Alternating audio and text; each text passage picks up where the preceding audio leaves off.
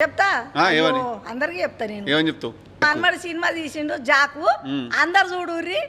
అని చెప్తా ఎండాకాలం ఇద్దరికే చెప్పాలా నువ్వు ఈ మ్యాటరు ఇద్దరికే చెప్పండి ఎవరు అంటే వాళ్ళిద్దరు అడిగినోనికి అడగనోనికి అందరికి చెప్తా అడిగినోనికి చెప్పాలి అడగనోనికి చెప్పాలి అడగనోళ్ళకి చెప్తా అడిగినోళ్ళకి చెప్తా తోటి ఓటర్లను పిలిచి చెప్తా పిలిచి మరీ చెప్పాలా రోడ్డు మీద బస్సు పోతుంటే ఆపి మరీ చెప్పాలా చెప్పుడే చెప్తావా చెప్తా బస్సు కారు వద్దు కానీ ఇలా చెప్పు అవు బిడ్డ